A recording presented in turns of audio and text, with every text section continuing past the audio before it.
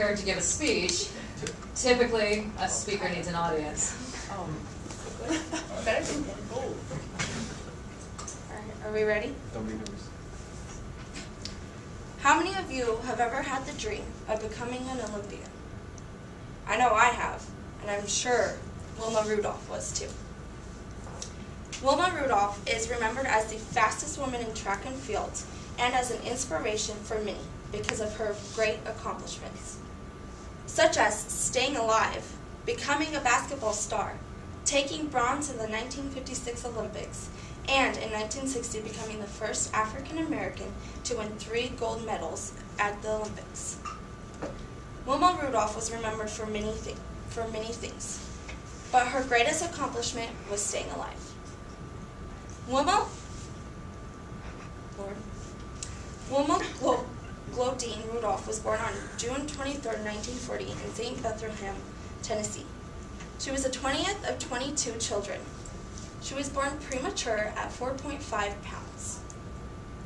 And as a young child, she had many illnesses such as pneumonia, measles, mumps, scarlet fever, and chickenpox.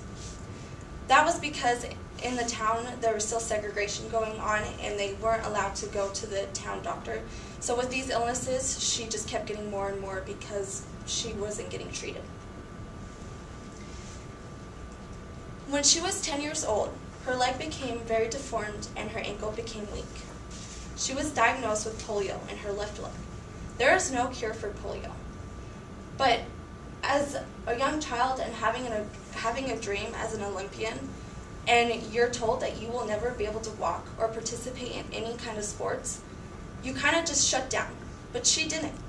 Her determination to get better led her to her success. She attended physical therapy for 2 weeks, twice a week for 2 years. And by the age 12, she was able to walk normally again. Although Wilma had many struggles in her childhood, with her great determination, she quickly overcame her physical disabilities, which led her into her great athletic success. After beating polio and astonishing the doctors, Wilma had accomplished more than the doctors could ever dream about. Wilma first started playing basketball because she knew if she wanted to go anywhere, she had to put herself out there and start trying. By her sophomore year, she became an all-star guard for Burt High School. She was the leading scorer and the most valuable player. Her nickname was Skeeter because when she would move around on the court, she'd kind of skeet around. At the state tournament for basketball, she was recruited by Tennessee State University track coach Ed Temple. By the end of her high school career, she had a full scholarship to attend Tennessee State. But most importantly, while still in high school, she qualified for the 1956 Olympics and took home the bronze medal at 16 years of age. In 1960, the Olympics came around again, and she then again qualified for the Olympics, making history.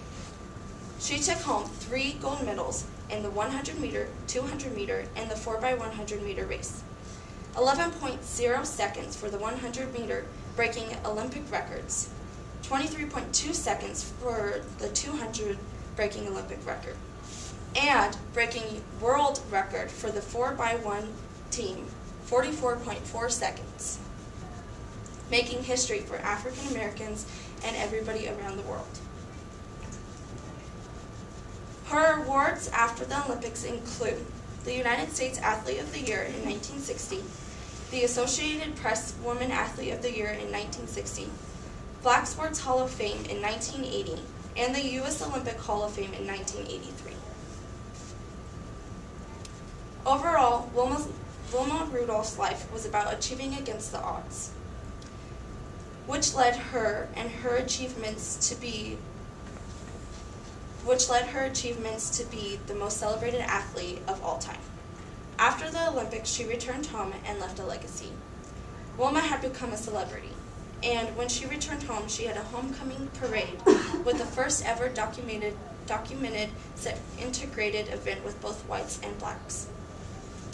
If you were to ask Wilma today, she would say that that is her first thing that she achieved and was the most memorable. She she returned to Tennessee State University and received her bachelor's degree in education. She then moved back home where she took over her old coach spot and became the track coach. Wilma wrote many books. She also co-hosted on a national television show as a sports commentator. She was invited by the vice president to participate in Operation Champ.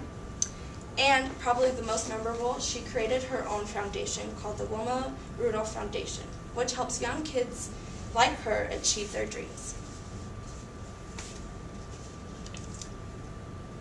Wilma Rudolph was truly the fastest woman alive, whether it was achieving her goals or beating polio. She's an inspiration for everybody.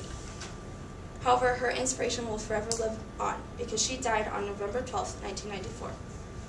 Before she died, she said, "Winning is great, sure, but if you are really going to do something in life, the secret is learning how to lose. If you can pick up after a crushing defeat and go on to win again, you are going to be a champion someday." And Wilma was truly a champion. Thank you.